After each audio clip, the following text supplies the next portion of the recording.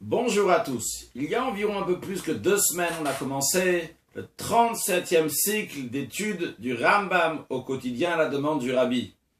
Aujourd'hui, le 26e jour du mois de Tishri 5778, on conclut le premier livre des 14 livres du Rambam de Maïmonide, le livre qui s'appelle Mada, et on commence le deuxième livre qui s'appelle Ahava. Le livre de Mada veut dire la connaissance. La connaissance, le savoir de Dieu, comme le Rambam l'explique dans les lois de ce livre, commençant par les lois de Yesodé à Torah, les fondements de la Torah, dans lesquels il explique sur quoi il faut réfléchir, comment méditer pour avoir la connaissance de Dieu. Ce livre-là finit avec les lois de Teshuvah, de repentir, et de manière générale, comment il faut servir Dieu. Le point, il est qu'il faut servir Dieu, ce qu'on appelle en hébreu l'ishma, c'est-à-dire pour Dieu. Et comme le Rambam explique, donc de servir Dieu par amour, non pas par la crainte de Dieu, non pas pour les intérêts qu'on va avoir, mais tout simplement par l'amour de Dieu. Puis après, on a le livre de Ahava, il s'appelle le livre de l'amour, comme le Rambam dit dans son introduction, parce que c'est des mitzvot, des commandements qu'on fait souvent, Tedirot en hébreu, comme par exemple les premières lois desquelles il parle, les lois du schéma, plus tard la tefila. Et le Rambam dit que ces mitzvot-là sont là pour qu'on va aimer Dieu et se souvenir constamment de Dieu. Sachant que le début a un lien avec la fin, il faut comprendre 3 choses. Premièrement, quel est le lien entre le début du livre de Mada, les lois du fondement de la Torah, avec la fin du livre de Mada, les lois de Teshuvah. Deuxièmement, comprendre aussi quel est le lien entre la fin du livre de Mada, donc qui parle de Teshuvah et comment servir Dieu, avec le début du livre de Ahava.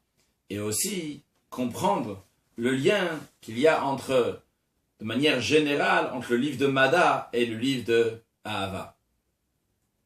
Pour cela, voyons dans le texte ce que le Rambam nous dit donc dans la conclusion du 10e chapitre des lois de Teshuvah.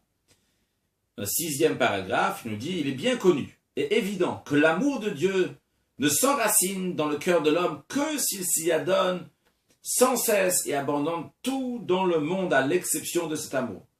Comme il a ordonné en disant « tu aimeras l'Éternel ton Dieu de tout ton cœur et de toute ton âme. » L'homme ne peut aimer le Saint béni soit-il que selon la connaissance qu'il a de lui. L'amour sera la mesure de la connaissance. Si la connaissance est petite, l'amour aussi sera petite. Si la connaissance est grande, l'amour pour Dieu aussi sera grand. C'est pourquoi le Rambam nous dit qu'est-ce qu'il faut faire. L'homme doit se dévouer à comprendre et acquérir les sciences et les idées qui lui font connaître son Créateur selon la capacité dont il dispose pour comprendre et saisir, comme nous l'avons expliqué dans les lois relatives au fondement de la Torah. Puis, on passe au 2e livre du Rambam, donc le livre de Ahava, de l'amour.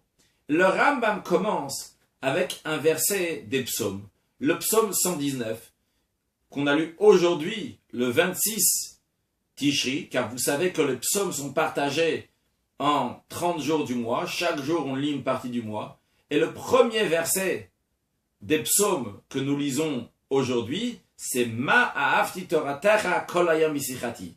Le roi David dit dans le psaume « Combien j'aime ta loi, tout le temps, elle est objet de ma parole ». Puis le Rambam dit donc les lois qui sont relatives au schéma, il y a un commandement positif, celui de lire le schéma 2 fois par jour, et dans le chapitre 1, le paragraphe 1, il commence à expliquer, on doit lire le schéma 2 fois par jour, le soir, le matin, etc. Basé sur cette conclusion du livre de Mada et le commencement du livre de Ahava, on va voir la réponse à nos questions. Comment cela? Tout simplement, on voit clairement que le Rambam nous dit que comment on arrive à servir Dieu comme il faut, et servir Dieu par amour. Comment avoir une amour qui est encore plus grande? En fonction de la connaissance. La connaissance, c'est quoi? C'est ce qu'il a expliqué au début du livre. Ilchot Yesodé à Torah, les lois de la base, le fondement de la Torah, dans lequel il explique comment aimer Dieu. Et bien sûr, comme le Rambam nous dit ici, qu'on doit se dévouer à comprendre, à acquérir les sciences et les idées qui font connaître son Dieu. Alors aujourd'hui, on a la chassidoute Chabad, Chochma Binadad, sont les trois facultés intellectuelles qui expliquent le Créateur justement de manière compréhensible un maximum comme l'être humain peut le faire. Justement, le Rambam nous dit, étudie la chassidoute Chabad, comprends ton Créateur, et comme ça, tu auras un amour qui est encore plus grand. Donc ça, c'est pour le lien du début du livre de Mada avec la fin du livre de Mada. En ce qui concerne le lien de Mada à Ahava, tout simplement, Mada c'est la connaissance de Dieu, ça nous amène à l'amour de Dieu. Donc en fonction de la connaissance, tu arrives à l'amour. Et c'est pour ça que le Rambam, il commence tout de suite après avec le verset Ma'ahavti Toratera. On parle ici de l'amour de Dieu. Et de même, de quoi on parle juste après? Le schéma. Le schéma, le premier paragraphe du schéma, c'est tu vas aimer l'Éternel ton Dieu. Parce qu'en fonction de la connaissance de Dieu qu'on a, on passe à l'amour de Dieu. Qu'est-ce qu'il en est, le lien entre la loi de Teshuvah et la loi, qu'on commence juste après le Kriyat Shema? Eh bien, la Teshuvah, c'est une notion, c'est un cadeau que Dieu nous a donné, quelque chose qui est tout à fait au-delà du monde. Comme le Zohar dit que la Teshuvah, c'est Beshat Achada ou Beriga Achada. La Teshuvah se fait en un instant. Dès que j'ai décidé de me repentir, plutôt de me retourner vers Dieu, tout de suite, je suis accueilli par Dieu. Il n'y a pas un moment, un processus, peut-être oui, un processus, mais en tout cas, le processus, il n'est pas dans le temps. Ça se fait en un instant. Donc c'est quelque chose qui est tout à fait au-delà de nous. Mais pourtant, la Teshuvah doit rentrer dans le temps. Et il a une influence sur le temps. Comme le Rambam dit dans les lois de Teshuvah. Que la Teshuvah, c'est je regrette sur le passé. Donc ça a une influence sur mon passé. Et évidemment, ma Teshuvah, je décide maintenant de plus me comporter comme je me suis comporté jusqu'à présent. Ça a une influence sur le futur aussi. Donc j'ai une influence aussi bien sur le passé que sur le futur. Donc la Teshuvah, quelque chose qui est au-delà du temps, rentre dans les critères de temps. Et c'est justement ça aussi le schéma. Le schéma doit être lu 2 fois par jour, le matin et le soir. Et d'ailleurs c'est très important, si quelqu'un ne le fait pas encore, ou si les enfants ne le font pas encore. Lire le schéma le matin, lire le schéma le soir, c'est pas difficile. C'est très important. On le fait rentrer dans des notions de temps. Il y a une notion bien précise quand est-ce qu'il faut le faire. Tout ça est lié particulièrement lorsqu'on a une étude de Torah au quotidien. La Torah et le quotidien, a priori, sont deux extrémités différentes. Pourquoi? Parce que la Torah, elle est au-delà du temps, au-delà de l'espace. Comme le sage disent, quelqu'un qui étudie le sujet du sacrifice d'Holocauste, par exemple, eh bien c'est comme si qu'il avait amené un sacrifice Holocauste. Il ne se trouve pas en Israël, pas dans le temple, c'est pendant la nuit. Pourtant, les sacrifices sont uniquement dans le temple en Israël, sont uniquement pendant le jour. Et pourtant, je suis là où je suis, j'étudie la Torah d'Holocauste comme si j'avais amené le sacrifice. Parce que la Torah est au-delà du temps. Ce qui n'est pas le cas des mitzvot d'ailleurs. Les mitzvot ont un temps bien précis. Quand est-ce qu'il faut les faire? Même les mitzvot constantes d'aimer Dieu, de craindre Dieu, de croire en Dieu, de savoir que Dieu est un, etc. C'est des mitzvot, c'est des lois qui sont constamment, mais ils sont constamment à chaque seconde, mais c'est une notion de temps. Tandis que la Torah, elle est au-delà du temps. Donc on a la Torah qui est au-delà du temps. On a une étude de Torah au quotidien. Le quotidien, c'est du temps. Donc on met ce qui est au-delà du temps dans le temps, le surnaturel dans le naturel. Il en est de même aussi pour l'étude du Rambam, que le Rabbi a demandé d'étudier chaque jour 3 chapitres de Rambam, ou un chapitre, ou bien le Sefer HaMitzvot, c'est-à-dire la mitzvah ou les mitzvot du Rambam du jour qu'on peut retrouver dans la Sidra de la semaine, dans l'actualité juive, sur le site internet, bien sûr pas pendant Shabbat, et bien sûr sur l'application du Bet Lubavitch qu'on peut télécharger et sur Android et sur Apple qu'on peut télécharger, la voir comme ça pour regarder chaque jour à part Shabbat bien sûr. Shabbat il faut aussi étudier le Rambam, mais pas par l'internet et par l'application évidemment.